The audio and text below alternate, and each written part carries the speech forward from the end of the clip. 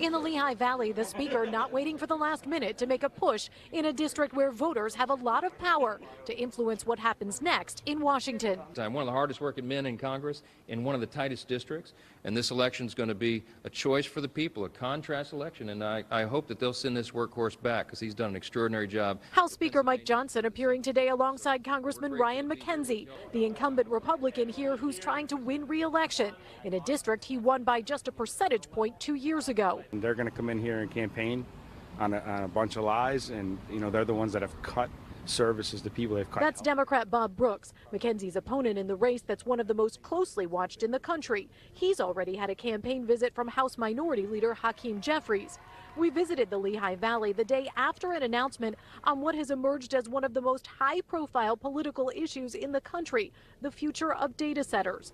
The governor announcing new requirements for data center proposals. I asked the candidates about the new development in Pennsylvania. What's your take on what the governor is now putting into effect with this executive order? The governor is the one that put in fast-track permitting for data centers. So he is the one that was leading the charge on pushing these data centers on all of our local communities. There have been those like myself who have said we need to pause. We need to figure out how they're going to pay for the electricity that they put on the grid, the noise pollution in our local communities, make sure that local zoning is authorized and approved.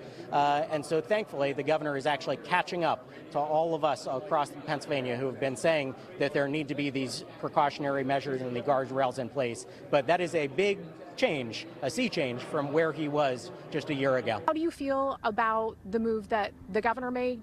Are you in favor of that change, or do you think it needs more? I trust the governor. I really, quite honestly, haven't really dug into the executive order yet. I trust the governor.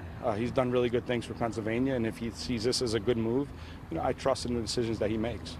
Is there anything that you are taking to Washington with you that you would like to see happen on data centers? I think it's more of a local issue, and they got to start with ordinances. So, I will support the local elected officials around here if they start to make, moves. But I think the move that the governor made today and essentially gives the local municipality the power, and he will support that. So, I think that's really where we need to be right now until we can all figure this out. But I do like being proactive, not reactive. I'm Lauren Mayk, NBC 10 News. And we are just over a month away from the primary elections in Delaware, but the deadline to register for the primary is this weekend. Here are some important dates if you are a Delaware resident who plans to vote in the primary. The deadline to register is this Saturday, so make sure you lock in your application online or at an elections office before then. Early voting will begin September 2nd, then primary election day will be September 15th. You can count on NBC 10 to stay on top of all the important local races in our region and how they could impact the balance of power in Washington. We have more information on NBC10.com and the free NBC 10 app. Just search the words Decision 2026.